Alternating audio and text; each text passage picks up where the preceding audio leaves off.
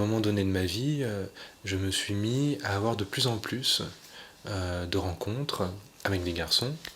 Euh, et sans savoir pourquoi, je me souviens simplement d'une chose. C'est d'un déclic, presque comme un interrupteur. Un jour, et c'est ce que je dis dans la 4e de couverture, mais c'est vrai, il m'est apparu impossible de faire une rencontre sexuelle sans qu'elle devienne un morceau de texte.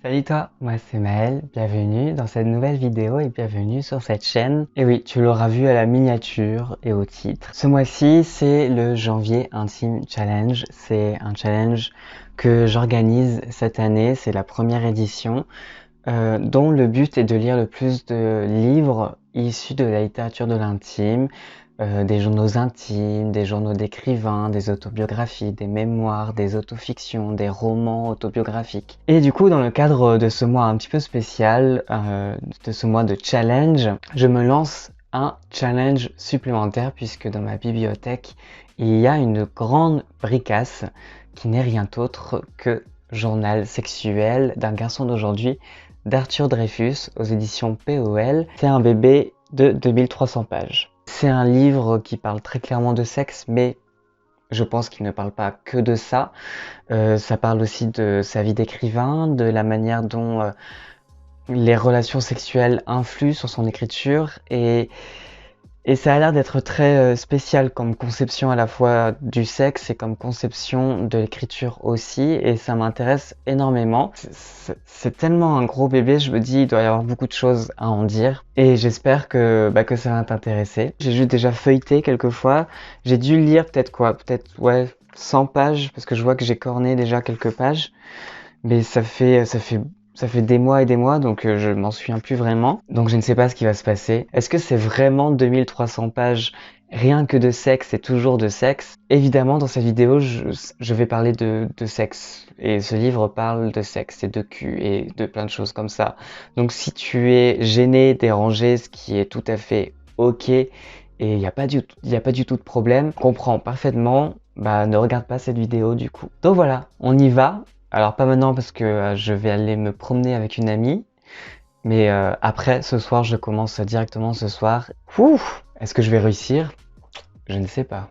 Je me fais vieux maintenant, j'ai besoin d'un coussin pour m'asseoir pour faire une vidéo. Je vais avoir 25 ans, c'est pour ça. Enfin 25 ans, dans longtemps, hein, dans quelques mois, oh. Je viens ici te retrouver du coup pour te parler de ma lecture de Journal sexuel d'un garçon d'aujourd'hui, d'Arthur Dreyfus toujours.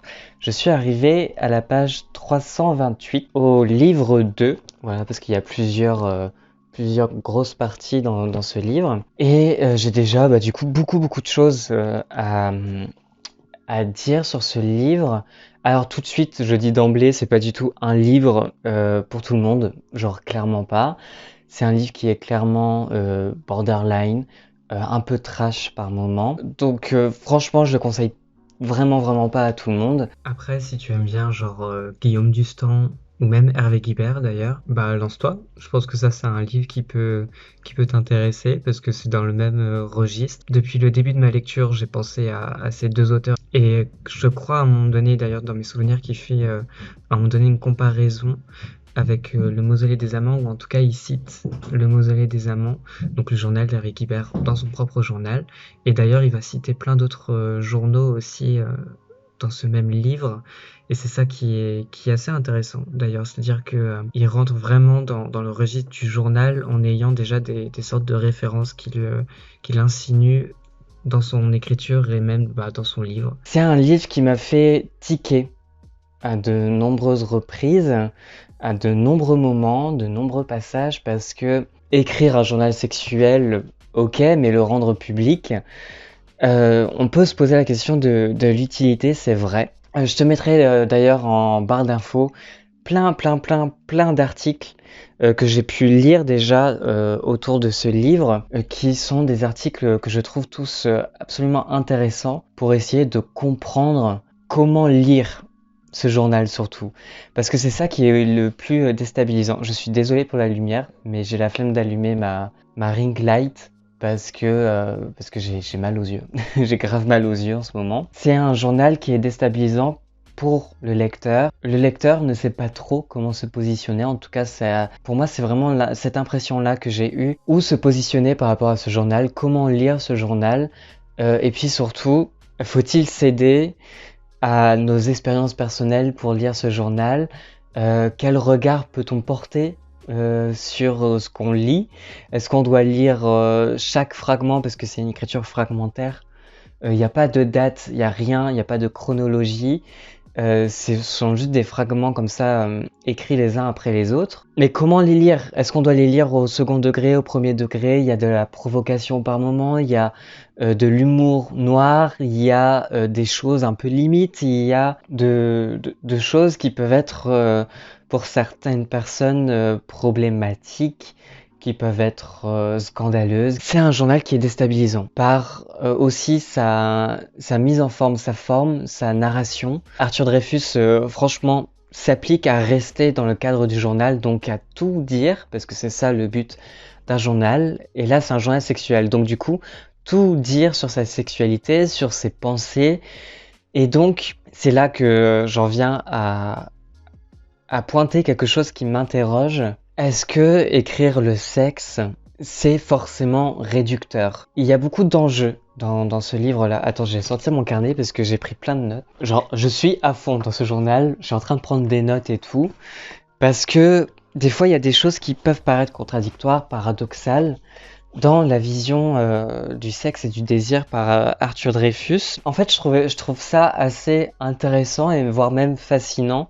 Arthur Dreyfus écrit énormément de portraits et du coup, il y a cette forme de fétichisation de ses partenaires sexuels, de ses inconnus, du sexe de ces inconnus, du corps de ces inconnus, une fétichisation sur plein d'aspects. Pour lui, beauté, c'est souvent synonyme de jeunesse et que ce qu'il va chercher dans ses partenaires sexuels, c'est euh, cette apparition de la jeunesse, du nouveau corps. Voilà, donc il y a beaucoup ce champ lexical autour de la nouveauté, de la jeunesse, être neuf, voilà, de ce genre de choses-là qui peuvent paraître. Moi, c'est ce qui m'a fait le plus tiquer par moment et réagir. C'est choquant, c'est juste choquant en fait. Mais en même temps, ce qui est intéressant de voir, c'est le mécanisme, le fonctionnement de cette sexualité obsessionnelle.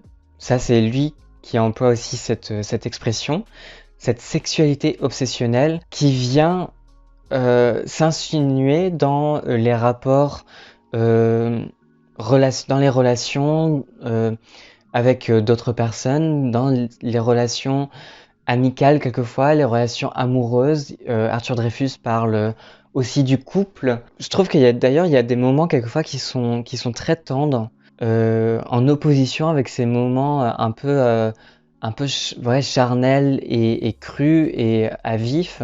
Le sexe est tellement présent que ouais, ça vient s'insinuer dans plein d'autres fragments qui parlent d'autre chose. Et en fait, même les fragments qui parlent d'autre chose finissent par parler même de sexualité et de sexe. Et c'est ça que j'ai trouvé assez intéressant pour le moment. Donc c'est du sexe compulsif, c'est du sexe obsessionnel, la sexualité obsessionnelle. Donc du coup, chaque portrait qu'il va faire va toujours être sous ce prisme-là de la sexualité obsessionnelle, de ces détails qui pour lui sont importants, de ses fétiches en fait, ses fétiches personnels. Et ça va être des parties de corps, ça va être des détails comme ça qui vont prendre d'un seul coup en fait toute une dimension globalisante.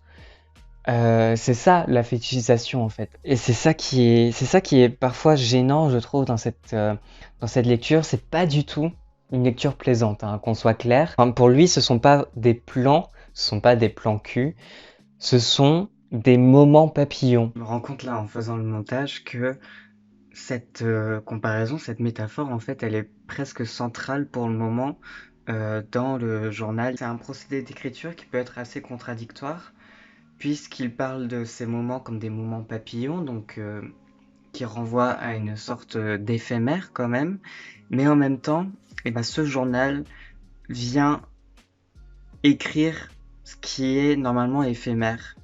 Et c'est ça qui est intéressant, c'est cette conception-là, juste de la sexualité comme d'un moment, certes éphémère, mais un moment quand même qui reste pour qu'on puisse l'écrire. Et il y a toute cette particularité-là au journal, propre au journal, qui est le fait d'écrire des souvenirs, d'écrire sur quelque chose qui a déjà eu lieu, qui a déjà vécu, qui s'est déjà passé, mais en même temps l'inscrire dans un présent continuel et, et dans quelque chose qui peut être relu. Il y a toute cette thématique de la mémoire qui en fait est assez imposante et propre à l'écriture du journal, mais qui est très très très marquée encore une fois, même dans ce journal sexuel.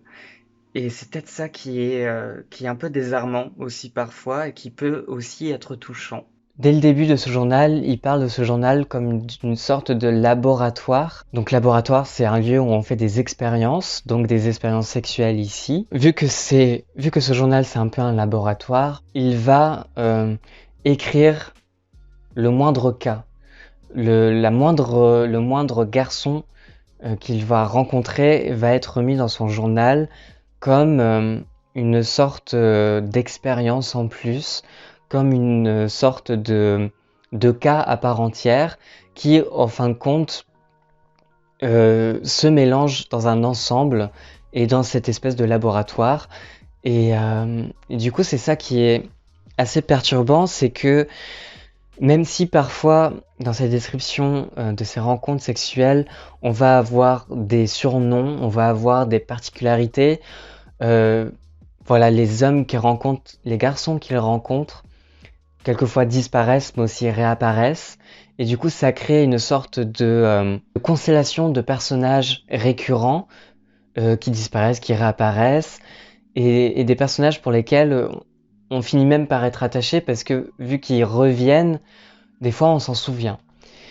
Mais en même temps, vu que ce sont des descriptions de corps d'expériences sexuelles, tout ça, ça vient aussi se mélanger et créer une certaine confusion parfois, ce qui fait que même malgré les rappels d'Arthur Dreyfus, parce que des fois il fait des rappels dans ses fragments, genre tel garçon, je l'ai déjà rencontré à tel moment, souvenez-vous, enfin, il parle aussi au lecteur dans ce journal. Et d'ailleurs c'est ça aussi qui est déstabilisant, c'est que c'est pas un journal écrit comme un journal, c'est un journal qui au début certes a été écrit comme un journal, mais qui est après corrigé, mais pas corrigé où on a enlevé des parties.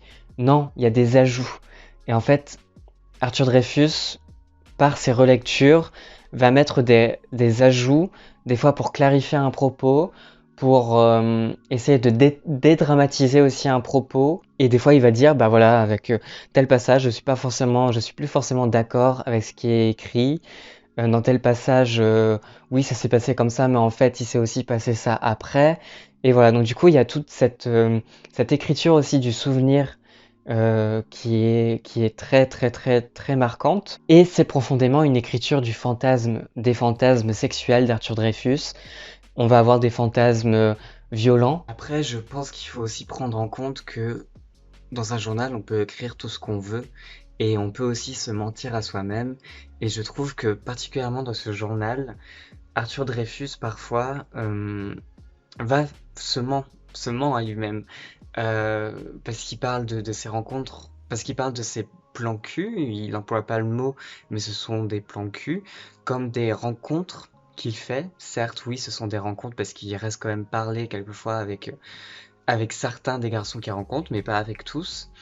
Il arrive à écrire leur vie, ce qu'ils font parfois, euh, leurs rêves, voilà, leurs discussions, et ça c'est particulièrement touchant. Mais je trouve que il devrait le faire à chaque fois, il le fait pas à chaque fois, donc déjà il y a un traitement de ces rencontres qui est qui est forcément inégal.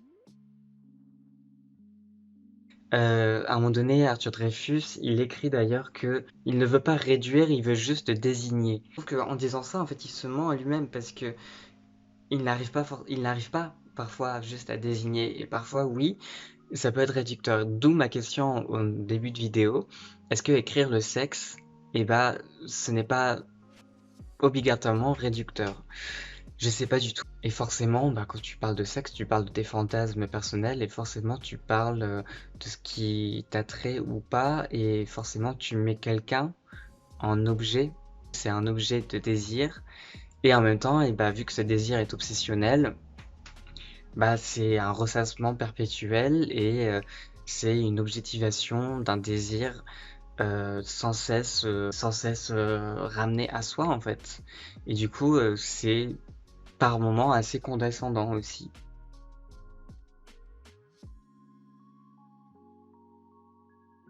Ah oui, il y a quelque chose de particulier qui m'a un peu où je me suis demandé, ok, pourquoi est-ce que ça arrive?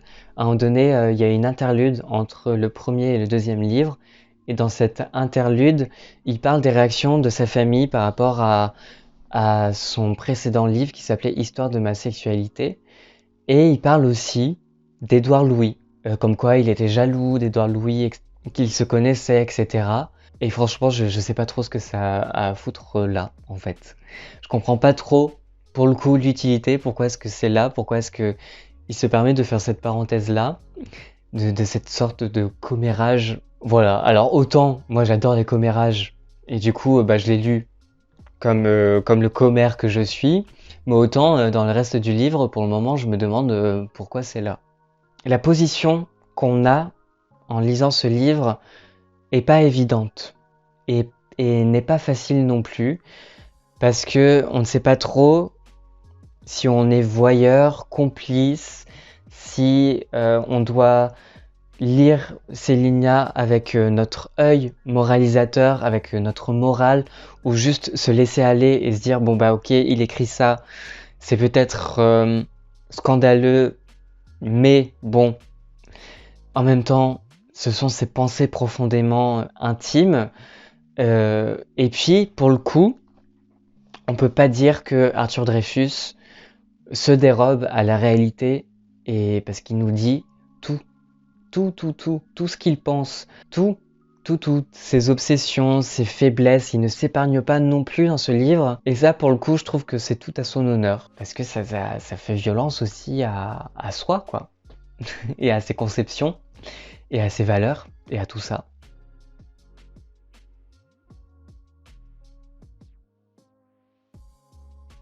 Le journal commence à changer de tournure.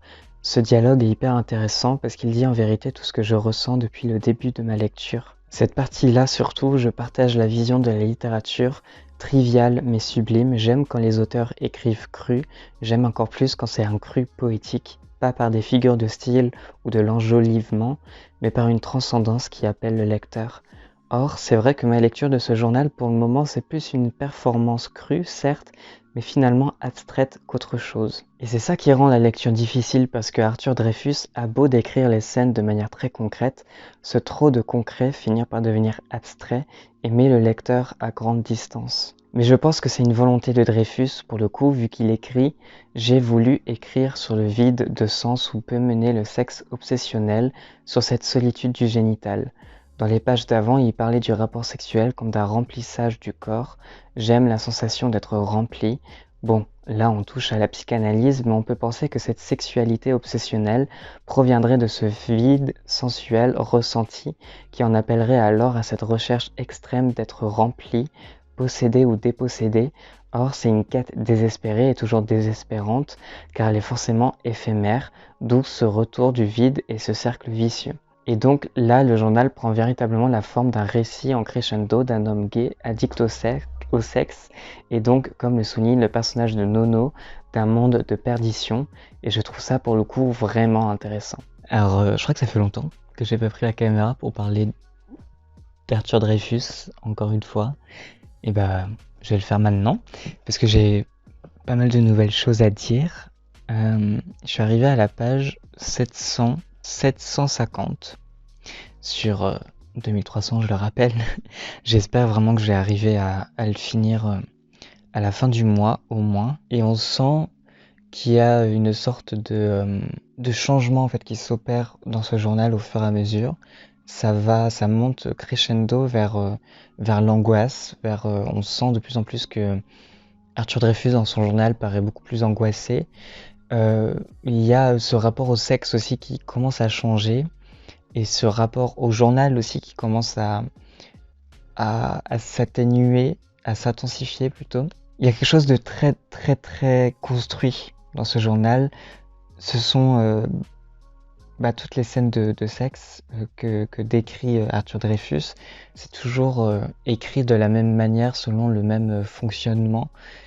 On va avoir les mêmes caractéristiques à chaque fois, on va avoir les mêmes...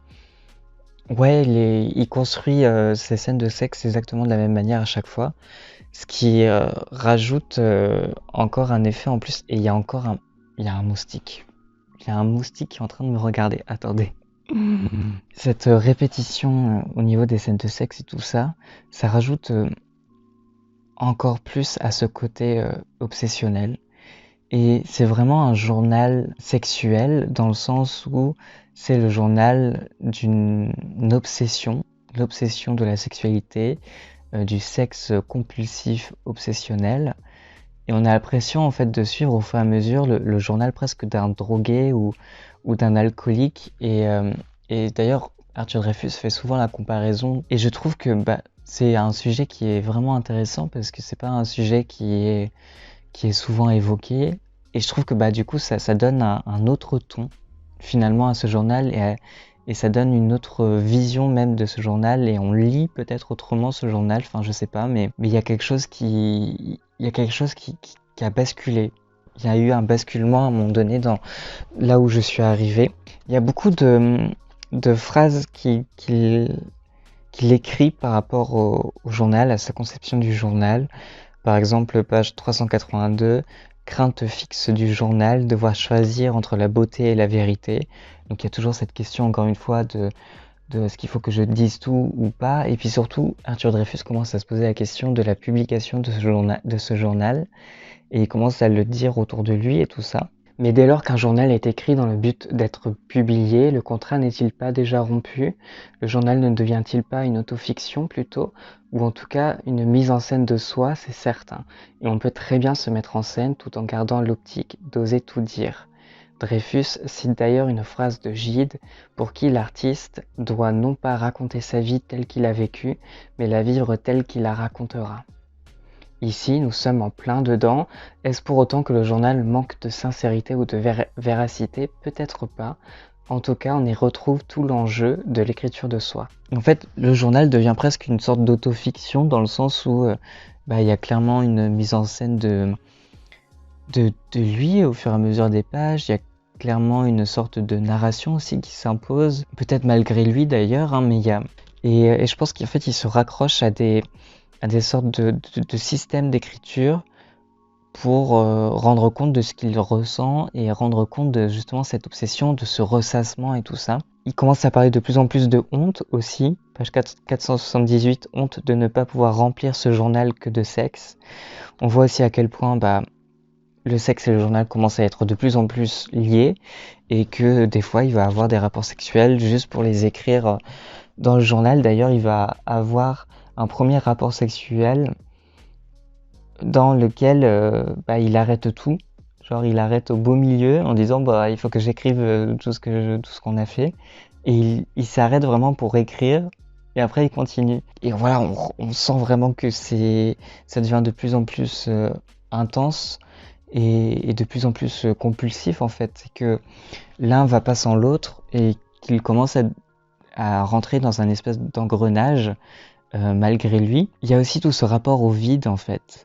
On a l'impression qu'il écrit ce journal pour à la fois se libérer, se sauver aussi d'une certaine manière, il en parle aussi, se guérir, se soigner surtout, je crois qu'il emploie ce mot aussi à un moment donné. Tout à l'heure, je te parlais de corps nouveau aussi, et il y a un moment donné dans le journal, c'est quelque chose que j'ai surligné, il parle de corps nouveau, mais sauf que ce corps nouveau devient corps ancien une fois consommé, et une fois que ce corps en fait appartient aux limites du journal, le corps est comme piégé et du coup il devient un corps ancien.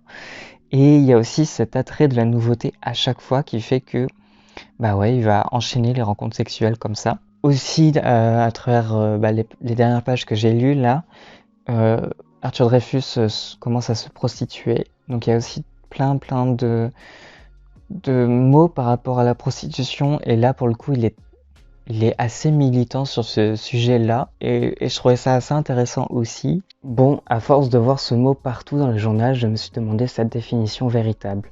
Fétichisme, nom masculin, sens 1, culte des fétiches, synonyme culte, sens 2, sexologie, engouement sexuel pour un objet ou quelqu'un, synonyme admiration, perversion. Et je me rends compte qu'il n'est en fait ni vraiment positif, ni vraiment négatif. Pour moi, un fétiche, c'était presque synonyme de trophée, quelque chose que l'on chérit. Donc fétichiser quelqu'un, pour moi, c'était surtout le rendre objet. Et je me rends compte que de toute manière, quand on parle de désir, on parle aussi d'une objectivisation de quelqu'un, c'est très dur à dire. Le fétiche sera toujours l'objet de notre désir, jamais vraiment le sujet, alors même qu'il est au centre. Il ne parle en vérité que de celui qui désire, la personne désirante plutôt que désirée. Mais dans le cas de ce journal sexuel, peut-on vraiment parler de désir alors qu'Arthur Dreyfus parle d'obsession de la sexualité ou plutôt de besoin? Le fétiche est-il pour lui une admiration ou une perversité? La particularité de ce journal, c'est que c'est un journal sexuel d'un garçon d'aujourd'hui. Et le aujourd'hui, c'est surtout les applis de rencontres gays comme Grindr. Et comme celle-ci constitue déjà la sexualité en soi. On se pose la question d'ailleurs, Arthur Dreyfus est-il obsédé par l'acte sexuel ou par l'offre de l'acte sexuel sur Grindr? En tout cas, sa possibilité à n'importe quelle heure. Je pense que vraiment tout le journal tourne autour de cette question-là, de l'anéantissement du désir. Page 532, au lieu de dire j'ai fait un plan cul, j'emploie souvent l'euphémisme j'ai ajouté quelques pages à mon journal. Donc là, on voit très clairement le lien qui se fait entre les deux. Ce journal doit être aussi une réflexion sur les limites de la mémoire et de l'écriture. Et ça, c'est vrai, ça c'est ce qu'il y a de plus intéressant et je m'accroche à ça en fait dans ma lecture parce que on finit par être un peu lassé par les descriptions sexuelles. Moi, c'est vrai que ces descriptions sexuelles, je commence à les lire à moitié en diagonale parce que c'est toujours la même chose en fait et que ça devient de moins en moins intéressant. Et puis des fois, il y a je trouve que c'est pas vraiment les meilleurs passages. Les meilleurs passages ce sont vraiment quand il a toute une réflexion autour de l'écriture du journal, de l'écriture diaristique, aussi tout autour de sujets sociaux, même ce que j'aime beaucoup aussi, c'est qu'il reprend des paroles qu'il entend, qu'il lit, qu'il a pu lire, les paroles de ses amis, de ses relations sociales et tout ça, de son entourage. Et je trouve ça hyper intéressant parce que ça apporte une autre voix, d'autres voix encore dans ce journal, des voix qui viennent compléter parfois ce qu'il écrit ou qui viennent émettre un jugement, une nuance en plus, quelque chose en plus. Et ça, je trouve que c'est hyper intéressant et c'est assez ingénieux de sa part en fait de mettre ces moments-là aussi. Alors j'aime beaucoup parce qu'à un moment donné, il fait une interlude aussi en faisant le portrait de Chouchou. Et Chouchou, il fait son portrait parce que c'est un peu un portrait en miroir. C'est quelqu'un qui est allé dans l'extrême dans l'obsession sexuelle aussi. Il écrivait il n'y a que le sexe et la mort, par exemple, pour décrire Chouchou. J'ausculte mon journal en miroir. Il est l'allégorie clandestine de ma propre pulsion de mort. Je ne voulais pas écrire sur lui, je voulais écrire sur moi. Et ça, je trouve ça hyper intense aussi. Des moments bouleversants qui parfois m'ont pas donné les larmes aux yeux, mais m'ont collé des frissons parce que je trouvais que c'était très vrai, très sincère. De toute façon, c'est un journal qui est sincère du début à la fin, qui est vraiment honnête. On voit vraiment toutes les facettes d'Arthur Dreyfus dans ce journal. On voit aussi sa mauvaise foi, on voit ses défauts, on voit son ego aussi. Mais il y a vraiment des choses très très très touchantes aussi. Et j'ai peut-être pas assez accentué sur ça parce que à chaque fois qu'il y a des passages comme ça, je me raccroche à ces passages-là pour continuer ma lecture, pour me dire il faut que je continue cette lecture parce qu'il y aura forcément d'autres passages encore comme ça. Et c'est pas un livre qui parle que de sexe en fait. Et ça parle de plein d'autres choses, ça parle surtout de la dépendance, ça parle de plein de sujets comme ça. Voilà, page 684, et quand il écrit « Je m'interroge sur l'éventuelle publication de ce journal ». Vous voyez, je prends plein de notes à chaque fois. Franchement, je suis à fond dans ce journal. Et après, il écrit, page 686, « Voilà pourquoi le journal a droit de citer, parce qu'il a le droit d'être aussi imparfait que la vie. » Et c'est vraiment un journal imparfait. Dans le sexe obsessionnel, le sexe qui ne donne même plus de plaisir, qui ne donne même plus de désir, parce que ça le fait souffrir dans sa représentation de lui-même, dans sa représentation de l'amour, de son couple, de tout ça. Ça commence même à l'isoler en fait des autres, parce que après il va s'isoler dans l'écriture, et en fait c'est le sexe et l'écriture sont un écho et sont une espèce de, ils constituent tous les deux les barreaux de sa prison intérieure, quoi. Plus on avance dans ce journal, plus les descriptions sexuelles paraissent de plus en plus froides, de plus en plus cliniques, même médicales, très chirurgicales parfois. C'est, on va parler, il va d'abord mettre le contexte de la rencontre, il va ensuite parler du visage de la personne, de la voix, de ses mots. Ensuite, il va parler de son corps, du sexe, de quelques parties du corps, puis ensuite du rapport sexuel en tant que tel. Mais c'est quelque chose de très froid, très chirurgical, très méthodique. Et en fait, ça peut représenter cette forme de désincarnation de soi. C'est angoissant aussi même pour nous. Et c'est pour ça, en fait, qu'il y a aussi une sorte de suspense dans ce journal. Et c'est pour ça que je dis que la narration est très claire et très bien construite aussi, formulée. Peut-être malgré lui, hein, mais en tout cas, il y a une mise en scène, ça c'est certain, dans ce journal, sans enlever non plus, sans pour autant enlever toute la sincérité qu'il y a et toute l'honnêteté. Et voilà, et c'est vraiment un journal violent en ce sens, parce que c'est flippant, quoi, c'est vraiment flippant. Et ça fait réfléchir. Et en tout cas, ça dégoûte aussi un tout petit peu du sexe, d'ailleurs. J'espère vraiment que cette vidéo vous intéresse et que ce que je dis est pertinent ou pas, mais voilà, j'espère que vous vous y retrouvez, même si vous n'avez pas envie de lire ce journal. J'espère que ça vous intéresse quand même. Dites-le moi en commentaire. Allez, ciao!